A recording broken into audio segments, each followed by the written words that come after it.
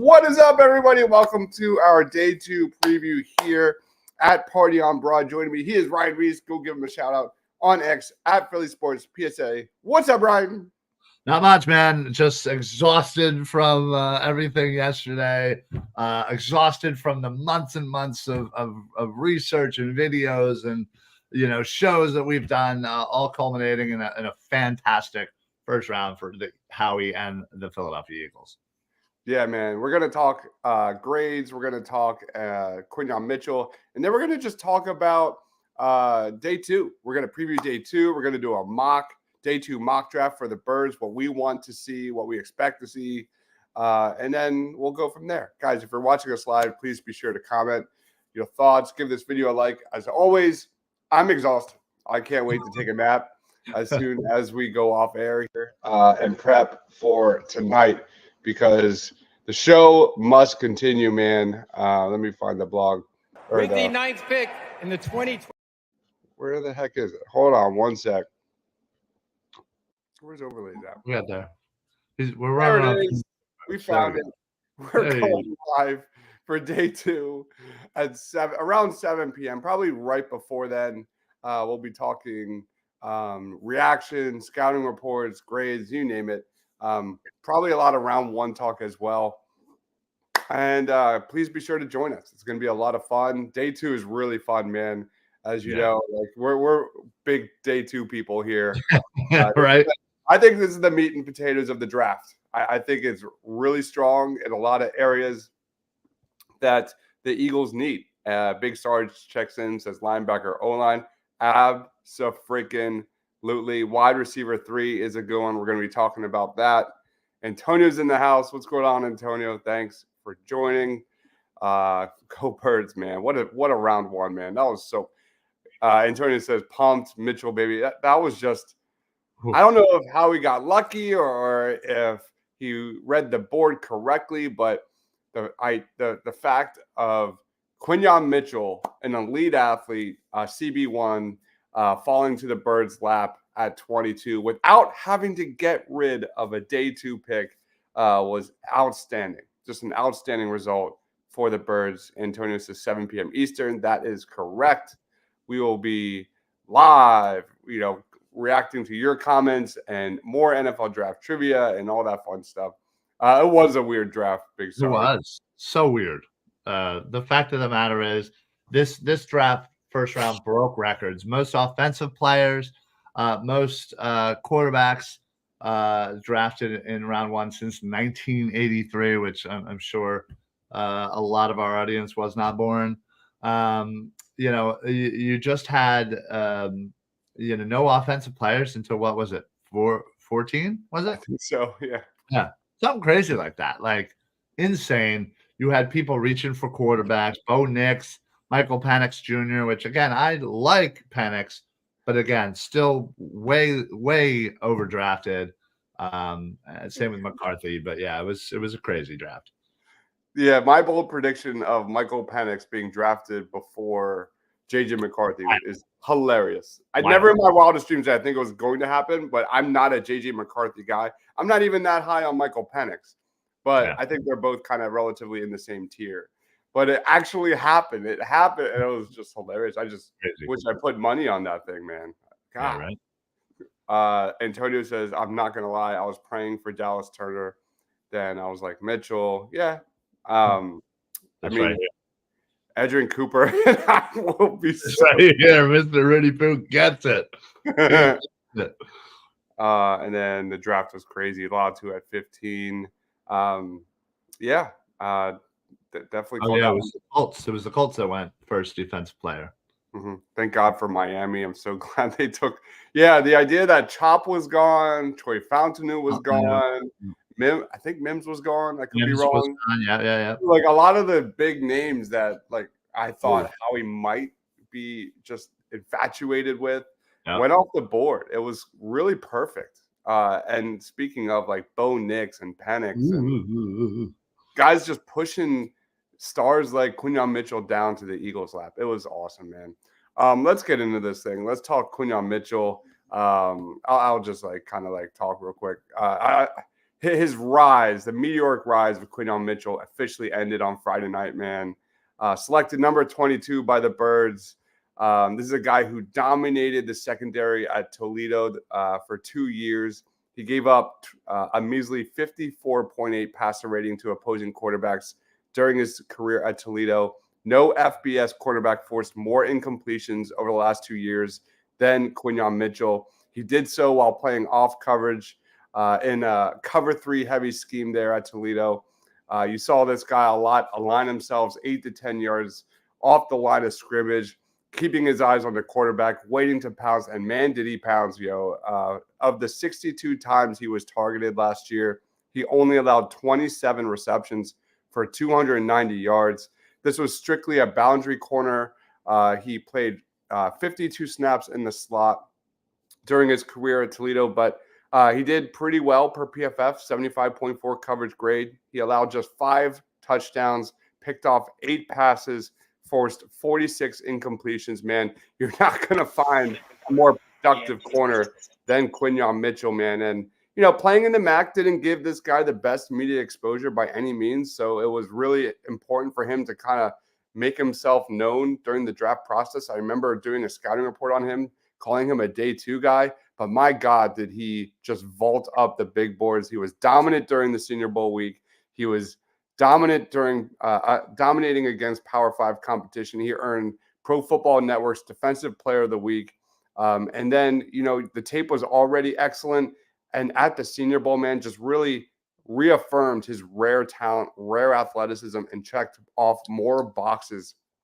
A month later, he, really showcased his elite athleticism at the combine. 4.33 second yard, a second 40-yard dash. That was the second best time among defensive backs. He also had a 10-yard split of 1.51, a vertical jump of 38 inches, a broad jump of 10 feet. And, that was the moment he really solidified himself as CB1 in this draft. And that was made official last night.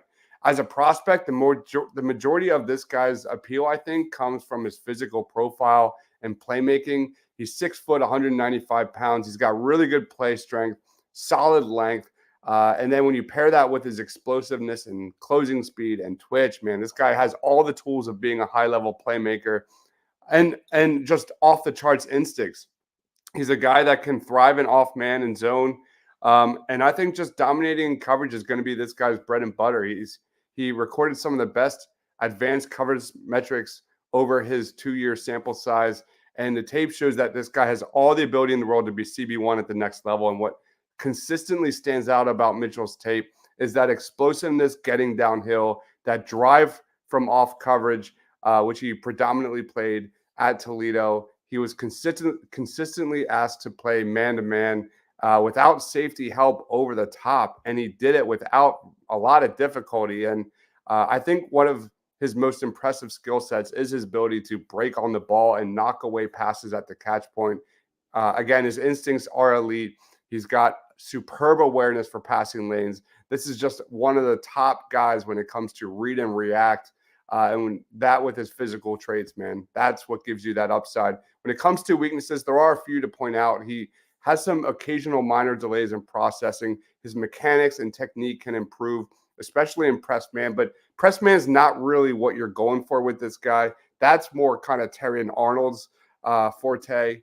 This guy, if you're worried about kind of the competition level, let me put you at ease. You heard it last night when legendary coach Nick Saban said he was our number 1 guy in the portal last year. So he's been trying to get him to Bama. And I think the Eagles, there's not a lot of significant investment at corner, especially behind Bradbury and Darius Slay. I mean, Keely Ringo, Eli Ricks, 4th-round pick, undrafted, Isaiah Rodgers. They didn't really make any major acquisitions during free agency at the corner. Like, for me, I think this guy is a plug-and-play starter from day one, and this is a solid A grade for me. What do you think, Ryan? Sorry to rant. No. Yeah, absolutely. Keep going. But this guy is absolutely with CB1 coming into this draft. I actually looked back at my first mock draft of the season probably about 2.5 months ago, and I actually picked Quinyon to the Eagles at 22. But man, his rise was crazy at the Senior Bowl. I mean, during the week leading up, he was just absolutely dominating any wide receiver that you threw at him. And then during the, again, just completely made a name for himself. And honestly, I think this was fantastic. What a great pick.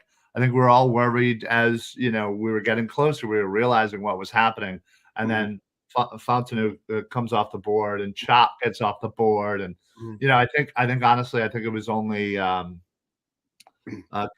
I think was the only one that was still kind of around that we were a little worried about, and we were like, just take Arnold, take Quinyon, there was a couple that we were like, just do it. You got plenty to pick from.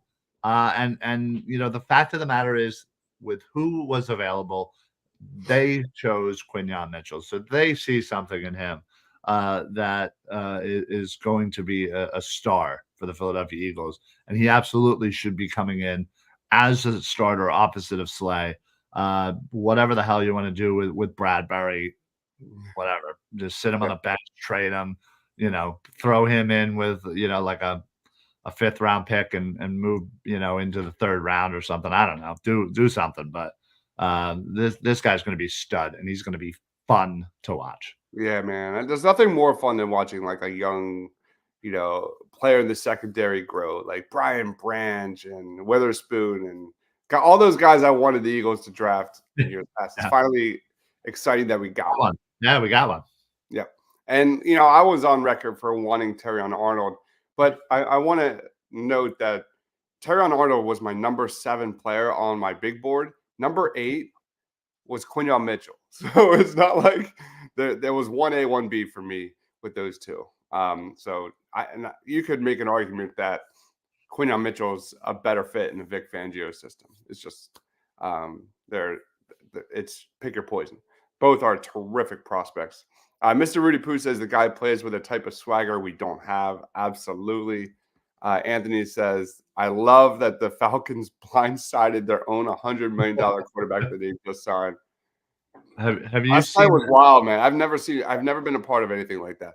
Have you seen the video though of their GM like explaining it to Arthur Blank? Like, what you obviously don't know what they're saying, but he's so animated. He's like just trying to get it through to Arthur Blank of what the hell they just did.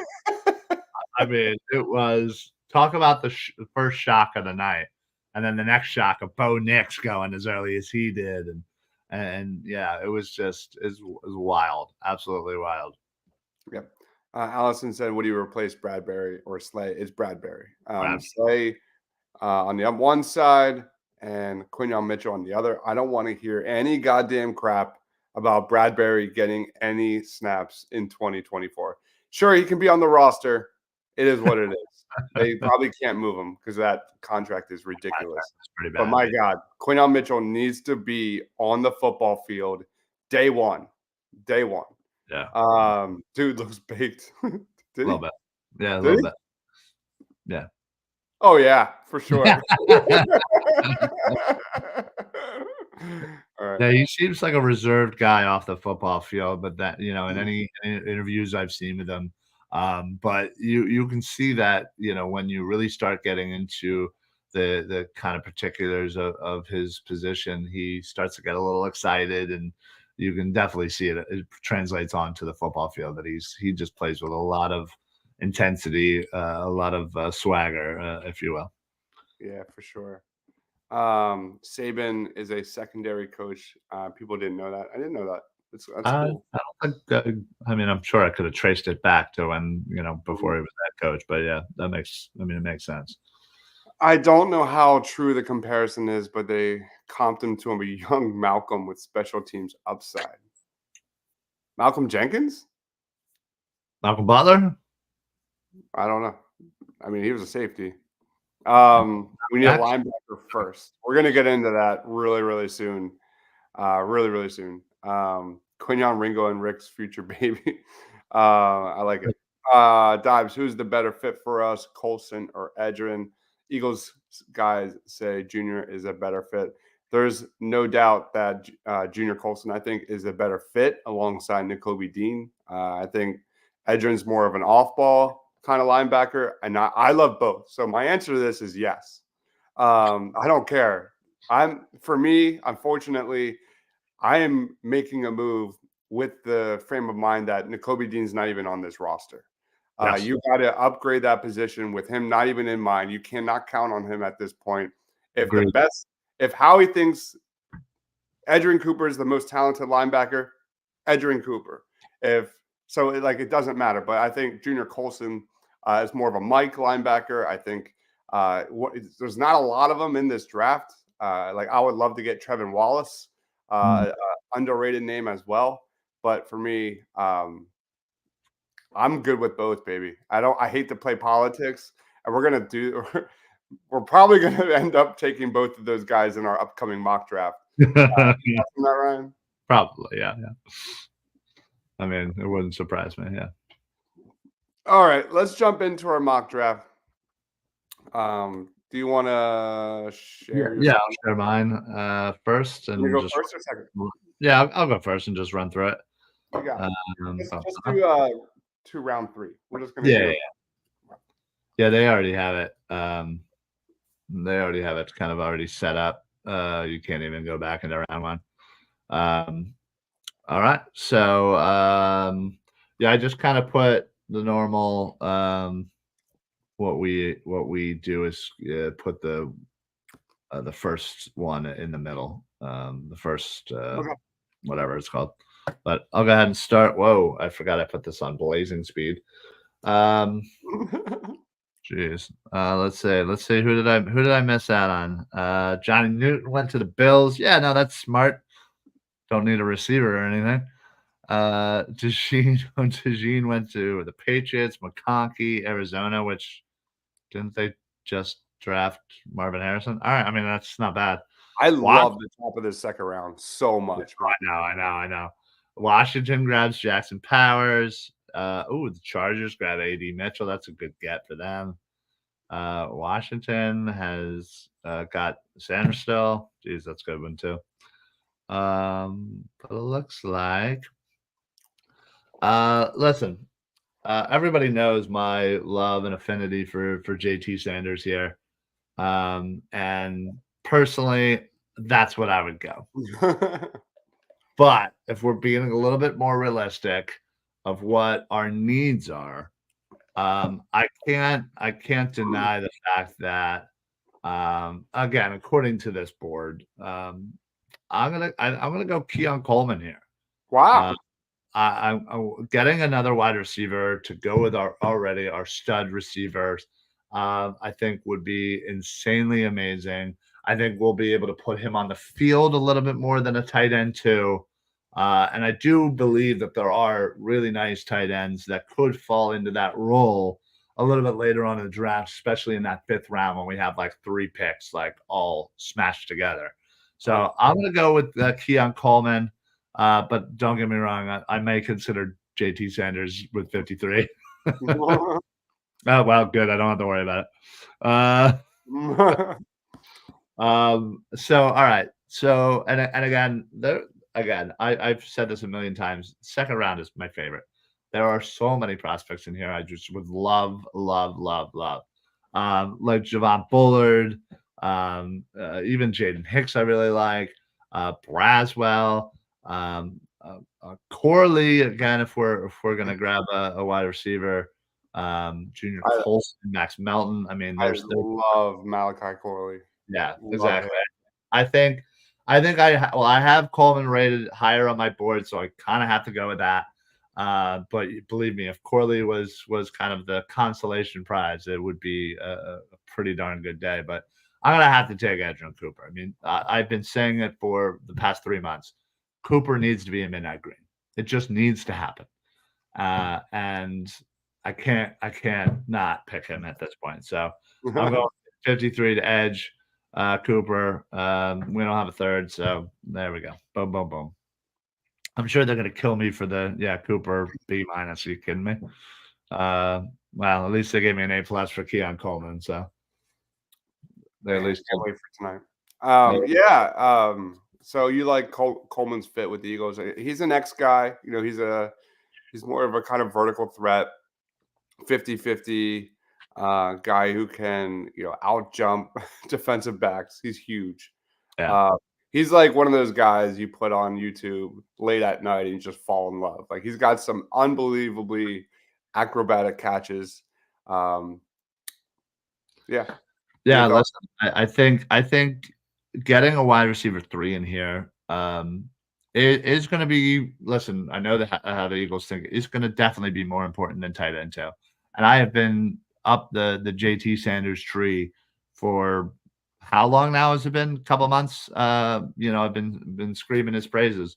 But I just think you're gonna get him, Keon Coleman out on the field a lot more than you would, JT Sanders. He's gonna impact your offense a lot more. And again, you have a lot of money tied up in these wide receivers now that you have extended AJ Brown. It could be nice to have a wide receiver there with some actual talent that doesn't cost you an arm and a leg. Instead of the Greg Wards of the year. Of the world. So yeah.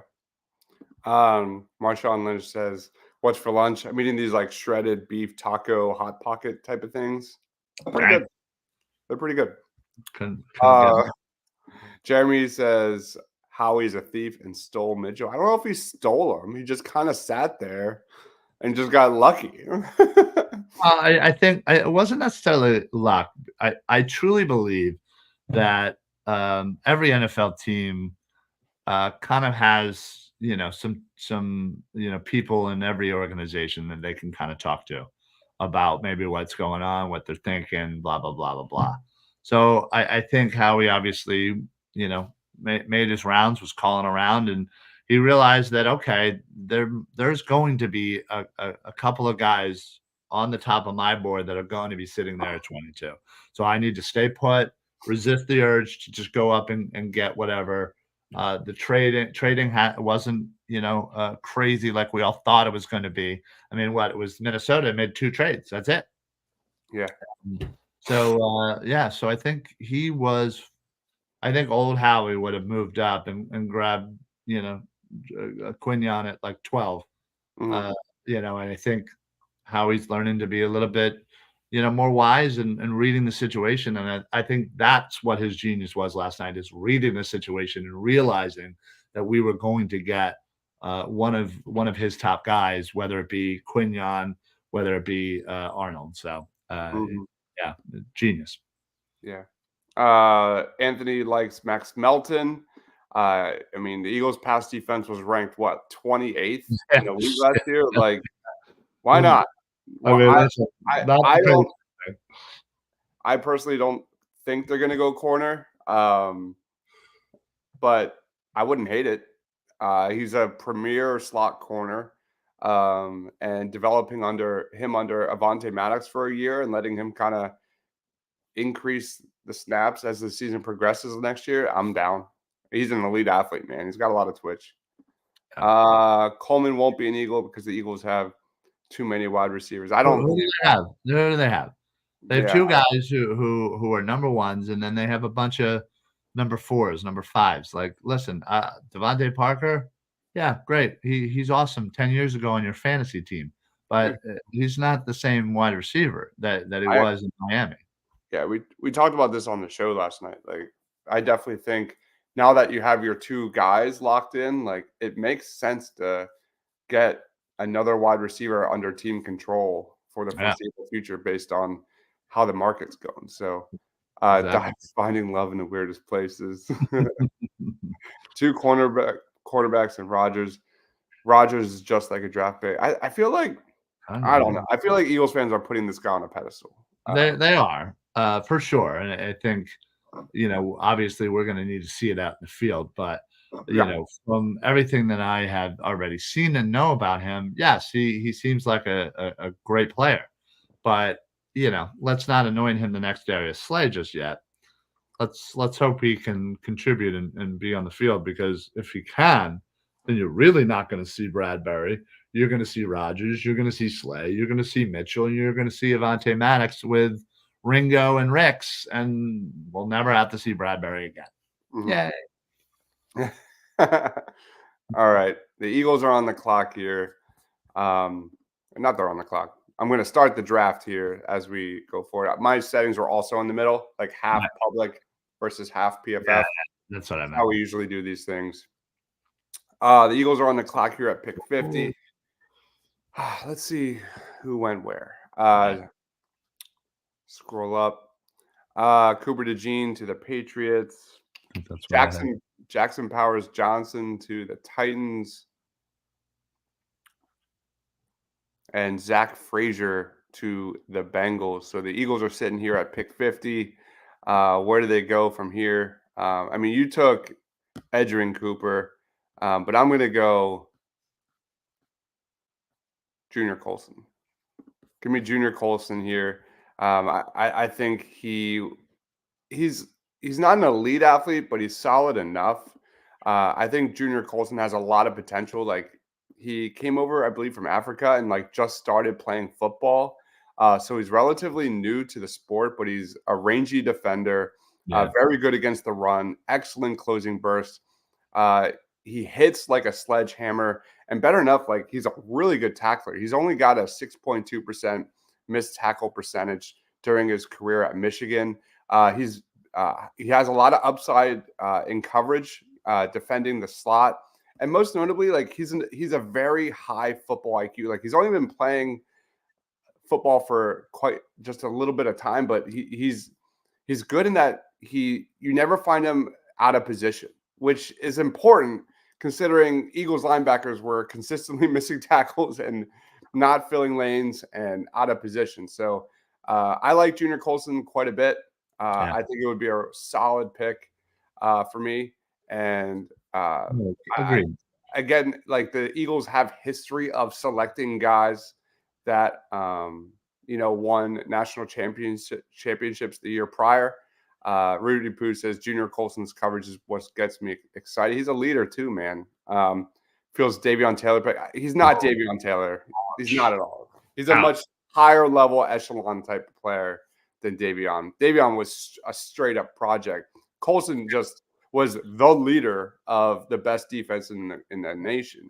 And he is still raw too, which is great because he's already at a great level, and you can tell that there's so much more room before he even comes close to seeing his ceiling. So that's what I like about Colson is the potential, and the fact that he's already a very decent linebacker for the NFL coming in.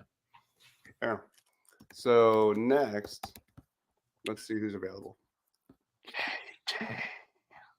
We have JT Sanders.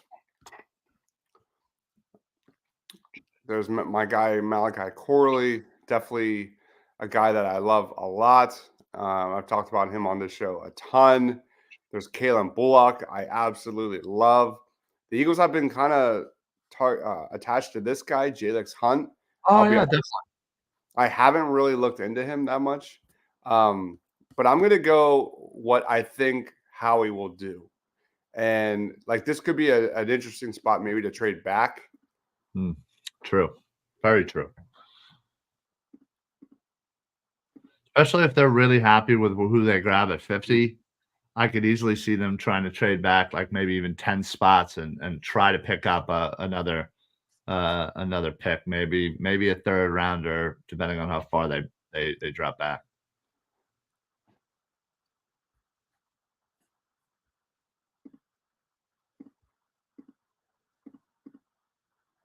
Yeah, why not? I'm not actually, like, it's funny too, because I'm not a big like trade back guy. I'm more of a quality than quantity guy for this draft. And that's changed as this whole entire draft process has evolved. But in this situation, a trade back could be interesting where they get another third rounder, potentially. Should we do that? Yeah, screw it. Let's do it. All right. So the Eagles have traded back to a pick in the 80s. We got a third round pick and a third round pick next year. Yeah. So, and I think we also got like a fifth round pick. So fourth or fifth, yeah, I forget what it was. But we won't be getting into that. But the Eagles here are on the clock. And it kind of worked out. Let's see. Yeah, that is. Kalen Bullock is sitting there, a safety I really like. He's a coverage safety, really good size, 6'3", an elite athlete, a guy that can, really thrive in like single high. And that would be a really good choice. Let me scroll up here and see who was drafted. Again, I still have picks 98 on deck. I'm going to just do this real quick. And I'm going to make this selection Oh, Jesus. first. And I think it's a logical move that Howie would do tonight. And that's Cooper Beebe, who is criminally underrated on PFF. I don't know why. I like in real time, I probably would have, if I would have taken him at 53, I would have been pretty happy. But we're playing the game a little bit. And I think Cooper Beebe would be an excellent player to toss into that offensive line depth and support Cam Jurgens. Bullock's tackling, yes. Yeah, there's not wrong. That is a great comment. All right, so we got Junior Colson, we got Cooper Beebe. We're sitting here at pick number 98. Let's see who is available for the Birds. I'm looking at some wide receivers. Nobody really excites me there. Tight end, that could be interesting. I feel like I said, I think that fourth round, that 120 is a really good spot for one of those that we just saw in the tight end room there to fall. That's what I'm saying, Big Sarge. Yeah. We haven't. Yeah, I'm going to do it. I'm going to go Audric Estime. I'm going to go a running back to pair with Saquon Barkley, and make that 1-2-headed monster running behind a ridiculous offensive line. So give me Audric Estime. He's always been one of my favorites in this draft, and I think he's a really good fit. I think he's got a lot of balance. Cole Bishop would have been nice. Big fan of him. He tested extremely well at the combine. I think he's terrific. So apparently we're streaming at the same time as Shane. What the heck? I don't even know. Yeah, I don't know. We're wrapping it up here anyway. Yeah. Trotter Jr. I just took Junior Cole. I don't want. We need 2 juniors.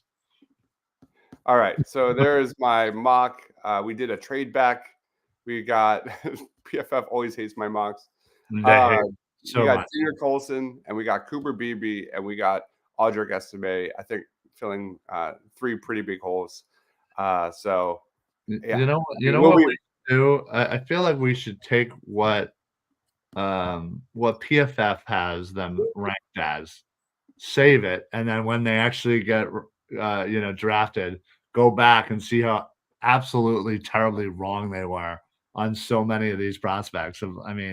The differential rate between Cooper Beebe being, what do they have him on the big board at 93, and the fact that he's going to get probably drafted in the 50s, it's 40 big 40 spots there. Okay. Let's wrap it up here since we have my boy Shane doing On the Shane page right now. But one more time, we will be live tonight, 7 p.m. East Coast time. Just like last night, breaking down all the picks, all the grades, all the analysis, all the scouting reports, all the NFL draft trivia. We hope you join us tomorrow night. Ryan, any final thoughts? Man, last night was so much fun. We were streaming for about 5 hours there. So please make sure you join us tonight. Join in, watch with us. Throw your comments. We'll throw them up. Let us know as things kind of happen. Tonight's certainly going to be a little bit quicker than last night. So join us and let's keep this draft train rolling. Let's go. All right, guys. We'll see you at 7 p.m. We're a little bit before then. He is Ryan Reese. I'm Dobbs. Stay awesome, everyone.